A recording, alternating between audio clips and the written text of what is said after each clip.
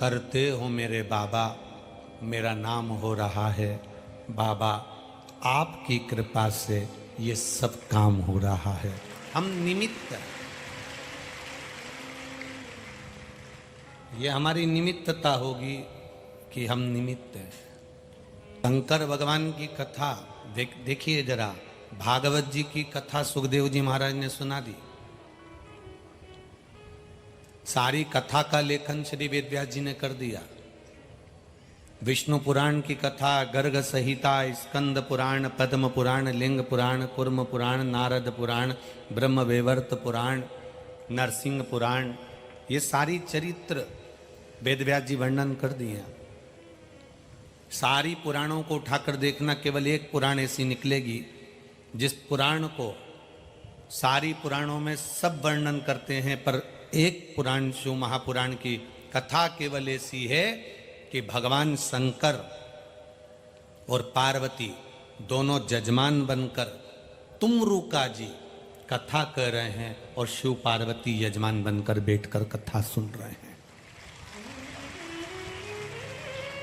पूरी पुराणों को उठाकर देख लेना, किसी पुराण में यह नहीं लिखा कि भगवान जजमान बने हैं। हर पुराण में लिखा है कोई राजा जजमान बन गया, कोई ऋषि जजमान बन गया, कोई साधु बन गया, कोई तपस्वी बन गया, कहीं कौवा बना, कहीं गरुण जी बने, कहीं कोई बना, कहीं कोई बना। पूरी पुराणों को उठाकर देखिए, कोई ना कोई यजमान बना है। केवल शिव पुराण का यजमान मेरा महादेव बना है। और बाँचने वाले तुमरुका जी है। तुमरुका जी कौन? जो शंकर का परम भगत हो। शिव पुराण बाँचने के लिए शंकर का गुणगान करने वाला, शंकर का उपासक, शिव पर पूर्ण भरोसा करने वाला होगा। और आप अगर शंकर पर भरोसा करने वाले के सम्मुख में बैठकर शिव महापुराण की कथा सुन रहे होगे तो आपके भीतर भी भरोसा जाग जाएगा और आप भटकोगे नहीं। जिसके पास सोना होता है वो सोना देता, जिसके पास चांदी होती वो चांदी देता, जिसके पास कपड़ा होता वो कपड़ा देता, जिसके पास में जो होता वो देता है। शिव पुराण बाँचने वाला शंकर का कोई विश्वास उसके हृदय में होगा तो आपको विश्वास देगा। अगर विश्वास नहीं होता तो आप भी इतनी मात्रा में बैठकर कथा को श्रवण नहीं कर पाते।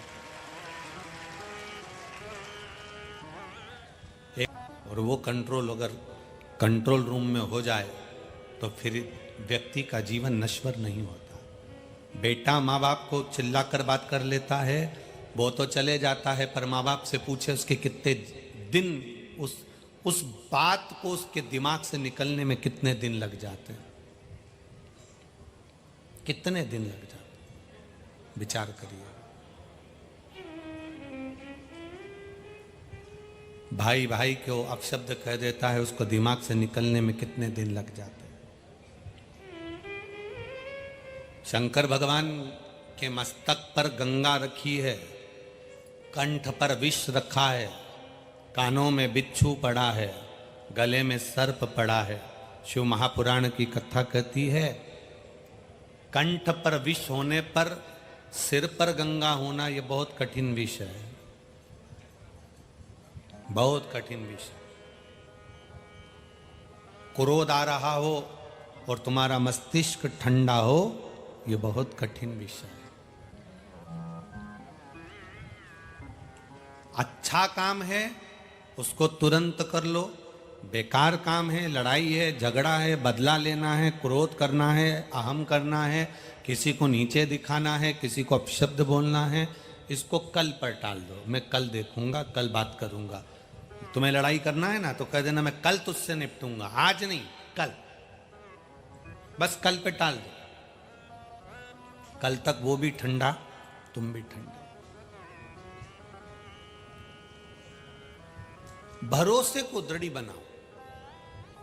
गुरु पर किया गया भरोसा, माता पिता पर किया गया भरोसा, परमात्मा पर किया गया भरोसा, शिव महापुराण पर किया गया भरोसा कभी नहीं टूटता, वो निभाता जरूर है।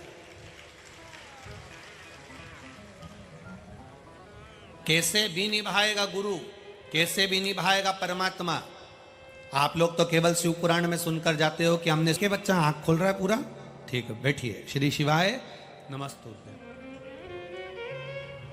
3 दिन से जिस बच्चे ने आंख ना खोली, डॉक्टर ने सब कुछ लगा कर देख लिया, डॉक्टर सारा इलाज कर कर देख लिया, आखिरी में आंख के ऑपरेशन की बात आ गई।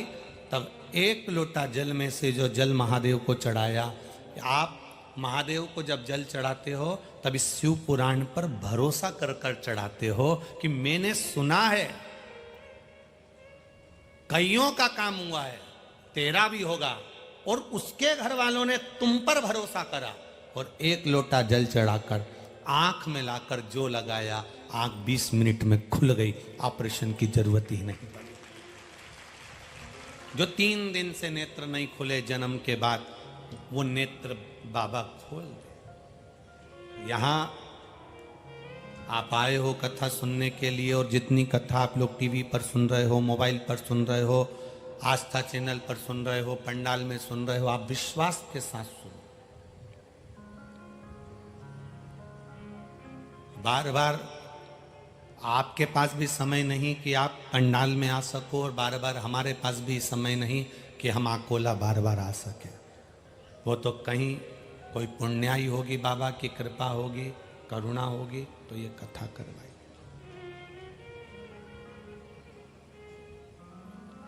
बहुत कठिन है, बहुत कठिन।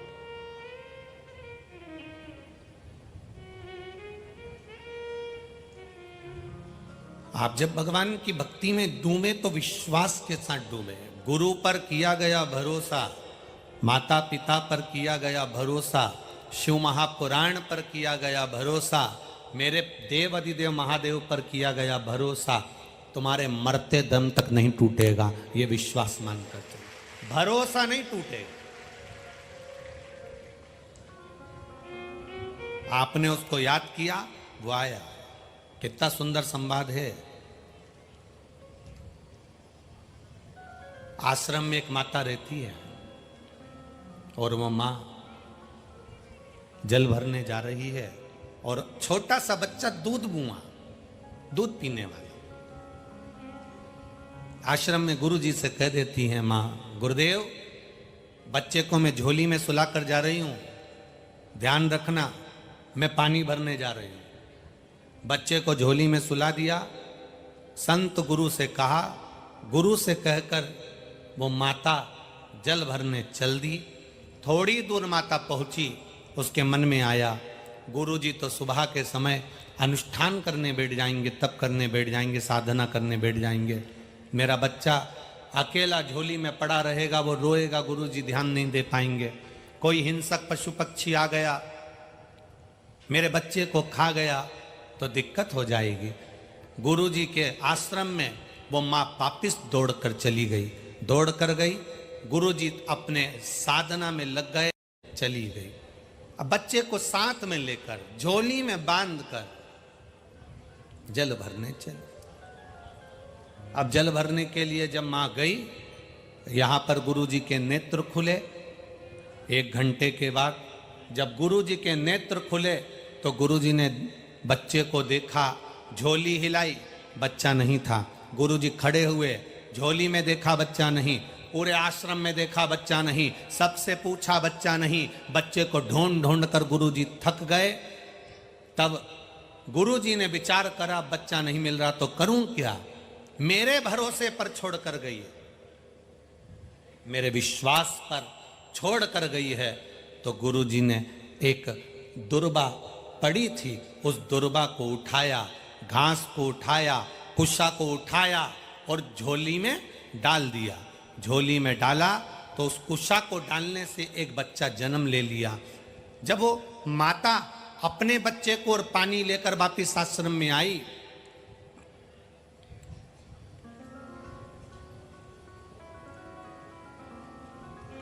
तो आते से ही उस माता ने उस झोली में देखा तो एक छोटा सा बच्चा सोया था। माता ने गुरुजी से पूछा, गुरुदेव मैं तो अपने बच्चे को लेकर चली गई थी, फिर ये झोली में बच्चा कहां से आ गया? इतने में गुरुजी ने कहा, तू मेरे विश्वास पर, मेरे भरोसे पर मुझको कहकर गई थी और मैंने जब उठकर देखा बच्चा नहीं था, इसलिए मैंने ये कुशा डालकर इस बच्चे को जन्म दे दिया। वो कोई दूसरी नारी नहीं थी, माता सीता थी, जिनके झोली में एक बेटा लव पहले था और जो कुश से पैदा हो गया उसका नाम कुश था। विश्वास, गुरु पर अगर भरोसा करा है, शिव पुराण पर भरोसा करा है तो कहीं से भी करेगा, कैसे भी करेगा। गुरु को लगा कि बच्चा नहीं है तो उन्होंने बच्चा कुश से बना दिया, दुर्वा से बना दिया, डाब से बना दिया, पर बच्चा सामने ला दिया, क्योंकि तुमने भरोसा उस गुरु पर करा है। अगर तुमने भरोसा शिव महापुराण पर करा है, भगवान शंकर की कथा पर करा है, शिव भक्ति पर करा है, जिस मंदिर में जल चढ़ाने जाते हो, एक लोटा पानी चढ़ाने के लिए जाते हो, उस शिवलिंग पर आपने भरोसा करा है, आपने कुबेरेश्वर धाम पर भरोसा करा है, भगवान शंकर की कथा पर भरोसा करा है, महाकाल राजा पर भरोसा करा है, आपने राजराजेश्वर पर भरोसा करा है, गजानन महाराज पर भरोसा करा है, स्वामी समर्थ पर भरोसा करा है। आप भरोसा दृढ़ क्यों नहीं बनाते? आप विश्वास दृढ़ क्यों नहीं करते? कई लोग आएंगे आपके पास में आकर कहेंगे हम सब कुछ कर सकते हैं, हम पर विश्वास करो, हम पर भरोसा करो। कोई आएंगे कहेंगे आपसे श्री शिवाय नमस्तुभ्यम बोलने से कुछ नहीं होगा, ये मंत्र जपो, वो मंत्र जपो, ऐसा करो वैसा करो। तो उनसे भी कह देना हमने शिव महापुराण की विद्येश्वर संहिता में लिखा हुआ देखा है, श्री शिवाय नमस्तुभ्यम कहने वाले का केवल मुख का दर्शन कर लिया जाता है तो हजारों अश्वमेध यज्ञ का पुण्य फल प्राप्त हो जाता है। और आप कह रहे हो कि श्री शिवाय नमस्तुभ्यम नहीं जपना चाहिए, तो शिव महापुराण की विद्येश्वर संहिता में क्यों लिख दिया? वेद व्यास जी ने क्यों वर्णन कर दिया? किस लिए वर्णन कर दिया? श्री शिवाय नमस्तुभ्यम का मतलब होता है हम भगवान शंकर को प्रणाम करते हैं, नमस्कार करते हैं, उनको प्रणाम करते हैं। और प्रणाम, नमः शिवाय का मतलब भी होता है कि हम तुम्हें नमन कर रहे हैं।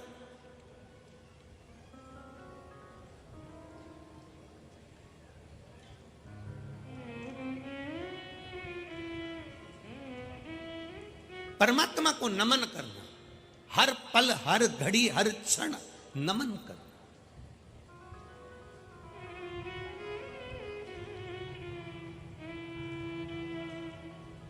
बहुओं से निवेदन है, अपने मायके जाओ ना, सास को नमन कर कर जाओ, सास तुम्हें 500 का नोट जरूर देगी, पक्का। तुम्हें नहीं देगी तो तुम्हारे बच्चों को देगी। कहां जा रहा है? नानी क्या ले, ये 100 रुपए ले, ले ये 50 रुपए ले। बोलो जी जी सही है कि गलत है? सास देगी।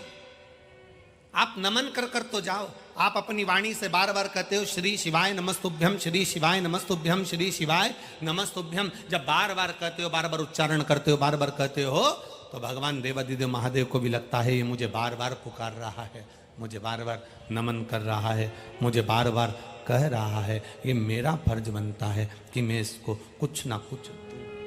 विश्वास दृढ़ कर लो अपना।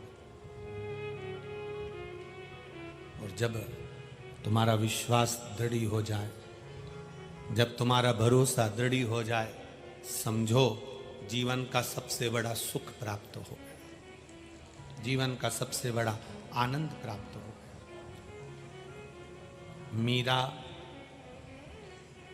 कर्मा, नामदेव, ध्रुव, प्रहलाद, संत तुकाराम जी, संत एकनाथ जी, संत ज्ञानेश्वर,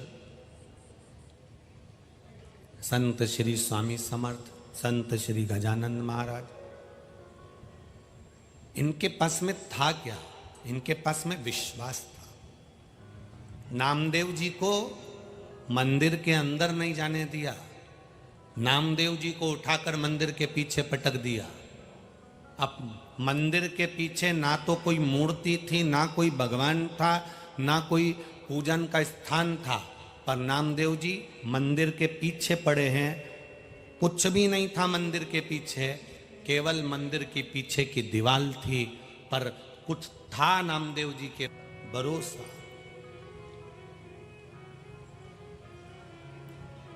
कौन कहता है भगवान आते नहीं, कोई द्रौपदी की तरह बुलाते नहीं। कौन कहता है भगवान खाते नहीं, कोई शबरी की तरह खिलाते नहीं। कौन